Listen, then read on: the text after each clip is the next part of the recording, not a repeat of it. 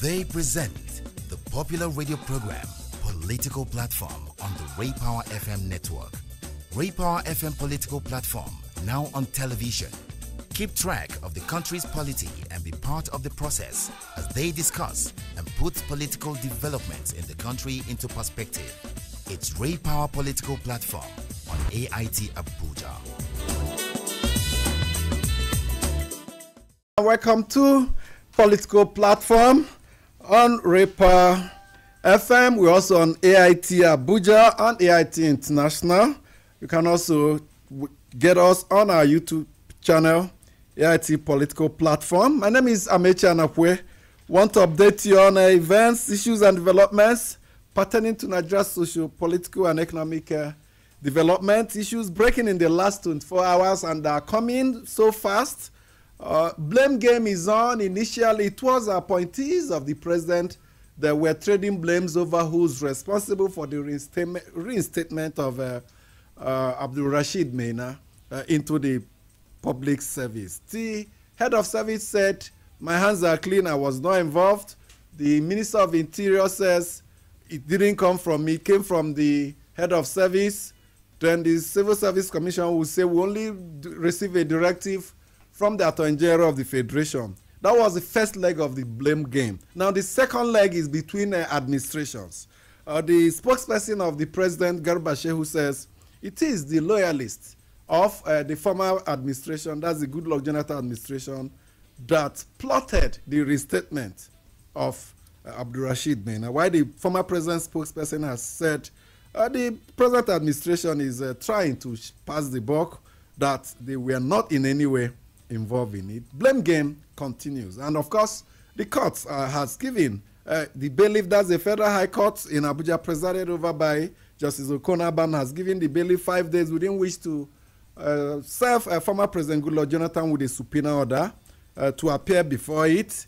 And the APC, after we have praised them that this, when they came up with announcement that they will indeed be holding their national convention this year, says it will no longer hold this year, but sometime in 2018, early 2018, they promised. There are so many reasons being branded about as to why they are postponing it. Some say the chairman is not very comfortable after rumors became rife that indeed some governors were out to indeed get him out of office. Adebayo Bodurin is with us this morning. Amishi, interesting things in Nigeria. The Chinese has this proverb that when they wish you interesting times, it's not taken from them that it connotes something very, very negative. And I think interesting things are happening over this Mena issue. And the fact that I imagine in the last 24 hours are very, very, very, very disturbing. Yes, I forgot the angle of the family members of Mena. And you will recall Alhaji Zana Umar Mustafa. He died 2 years ago in active service as the deputy governor of Borno State. It is now clear from emerging facts that Mena was actually shortlisted as one of those that would probably have succeeded the late deputy governor. He lost out in the game.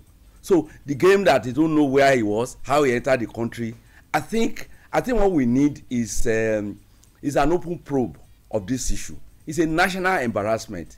All this blame game, passing box, and all the rest, I don't think it will help us. If we want to make it clear who is responsible, whether it is the PDP administration or the former administration or their aides or their political appointees that made it possible, as is now being claimed, or it is the handwork of those who are here, who are currently in office. Let there be an open probe of this issue.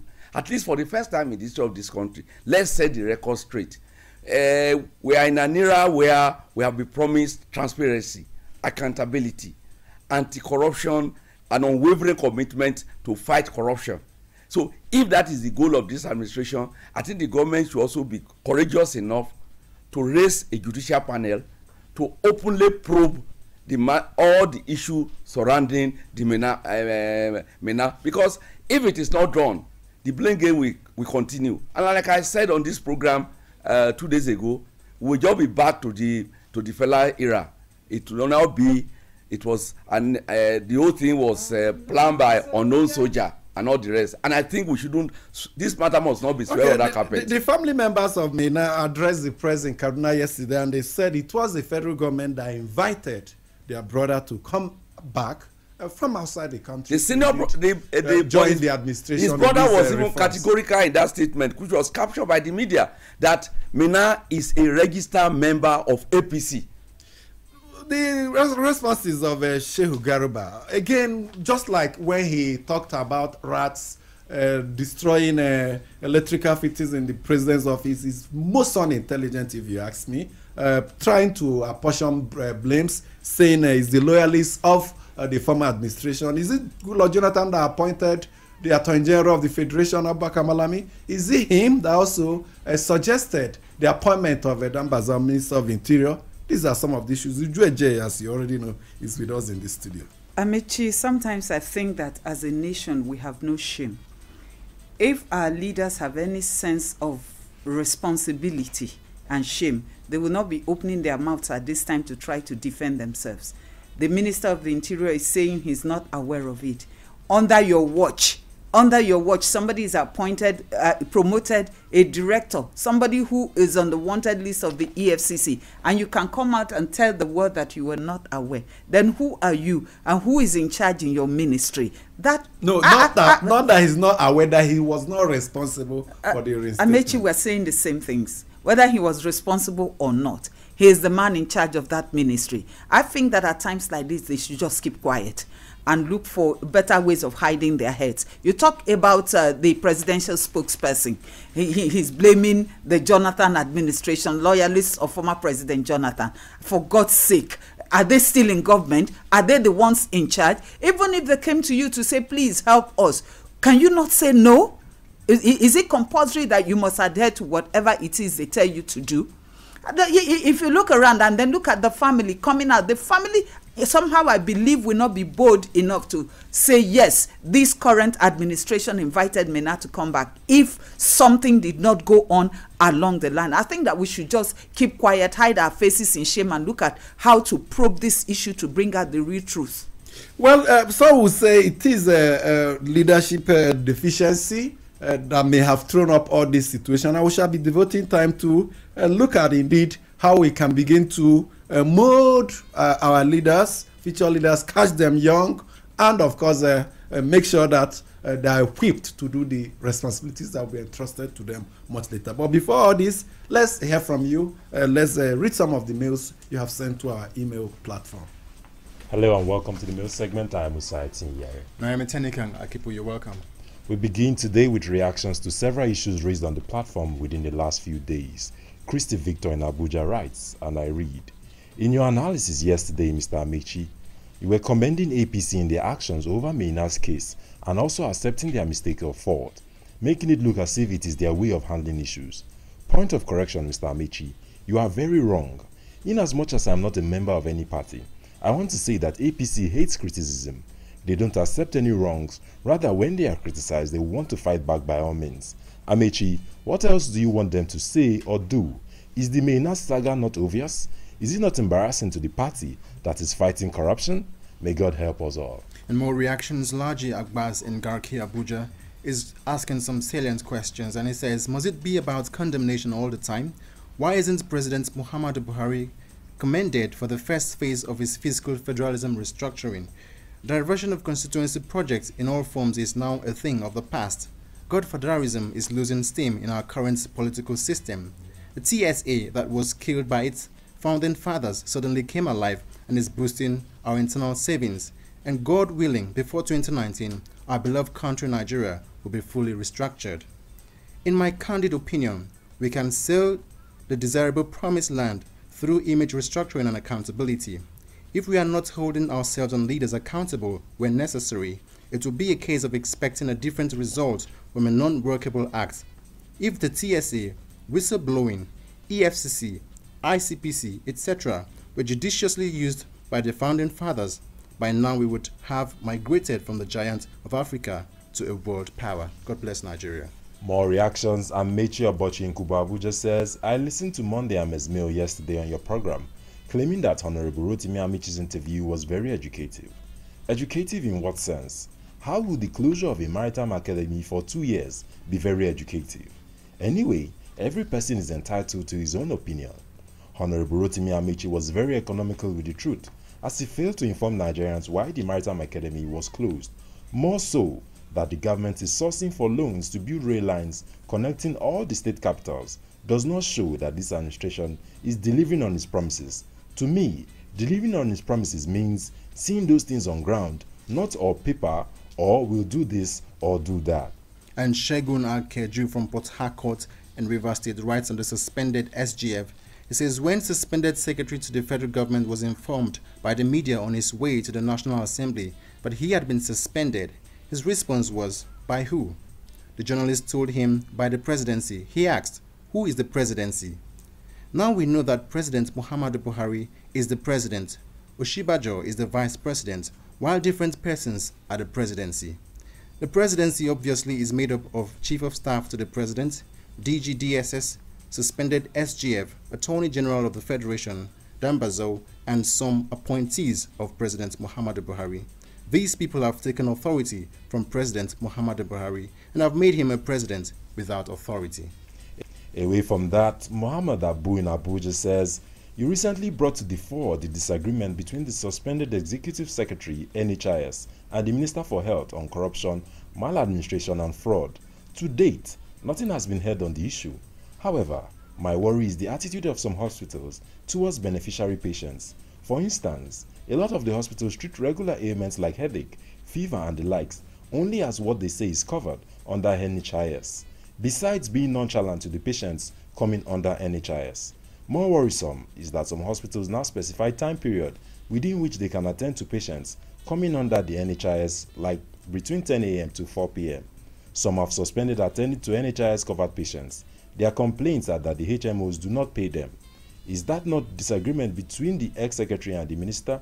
Crew members, please help the Nigerian masses by discussing this issue. God bless Nigeria. And taking appropriate actions and sanctions. And God help Nigeria. That's it on the mail segment today. Continue sending your mails to politicalplatform@yahoo.com. Bust it! They present the popular radio program Political Platform on the Ray Power FM network. Ray Power FM Political Platform, now on television. Keep track of the country's polity and be part of the process as they discuss and put political developments in the country into perspective. It's Ray Power Political Platform on AIT Abuja. We'll devote some time in subsequent editions of this program to take a look at the operations of the National Health Insurance Scheme. You're right in your assertion that some medical institutions limit the time period within which they indeed attend to those that are coming under the NHIF scheme. Sometimes, of course, they always tell you that indeed preference is to those that are paying cash, thereby relegating those coming under the National Health Insurance Scheme as second-class patients. We shall be getting to that much later. How many months are Kogi State civil servants owed? I don't think it's 22. The government said it's only 8. The NLC claims 11. Some says even 15. Many figures are being bandied about. And of course, the situation in Kogi State is one that is quite funny. We told you about the suicide of a director in the civil service after the wife gave birth to triplets. And the man felt, from what we gathered, he didn't have the money to take care of them. And of course, after 11 years of marriage. Yes, and of course, very painful. Another man who lost the daughter because he couldn't afford the medical expenses. Of course, the civil servant. Of course, a lot of things happening in Kogi State. We should be hearing from the civil servants directly. We want to know how they are coping. Possibly tomorrow on this program, we'll be trying to get the workers in Kogi State to, of course, tell us what their plight is. But yesterday, on the floor of the Senate, it was a donation spree. Over 1,265 bags of rice were pledged as donation to be distributed to public servants in Kogi State as a way of cushioning the hardship they are going through, according to the senators, because of the non-payment of salaries. Deputy Senate President Ike Ekweremadu was the highest donor with 100 bags of rice. Some others donated 70, some others 50. At the end of it all, 1,265. Is it to make fun of the Kogi State government, or are they genuinely trying to come to the aid of Kogi State public service? Well, Amishi, you came up with this profound statement some months back. Kogi State, one trouble, 1 week. I think it's no longer 1 week, one trouble. 1 week, one trouble. Now I think it's several troubles in 1 week. I think, you know, I raised on this program some several weeks back that it is unfortunate that despite the constitutional provision that it's only political parties that can feed candidates for election, as at now, we don't have independent candidate can still not stand for election. And it's why I say it is unfortunate is that you have political parties that cannot call their members to order. The essence of political party fielding candidate is to ensure that you also monitor their performance, you also ensure discipline, you ensure sanity. But when you have a political parties in Nigeria that cannot enforce the principle of a party supremacy, it's really, really very unfortunate. They just feed candidates, and those candidates just do whatever they like while in office. Nobody calls them to order. They don't account to anybody. I think it's a glaring instance that we have political parties in Nigeria. We have leaders of political parties. Those political parties lack principle. They also lack ideological orientation. It's a very sad thing for us, because if APC that produced the current administration in Kogi State is concerned about what is happening there, they will have invited their governor to their party secretariat to state his case, and the party will stand by him. This is what is happening. So the issue of donating rice or no, it's not the. I don't think. Yes, it's a political move, perhaps to score a political point. But the essence is that what is really happening in Kogi State, for a state governor to go on a statewide broadcast banning trade unionism in tertiary institution. It's the greatest democratic aberration I've ever had in the history of this country. So people can no longer defend their rights. Does he have that power? The government took that move because they felt they were about to embark on their own strike. All the tertiary institutions, they set up a joint committee to do that, and he wanted to beat them to it with that. Amechi, if truly the people are willing to protest inconsistencies, willing to protest oppression through governance, can he really stop them?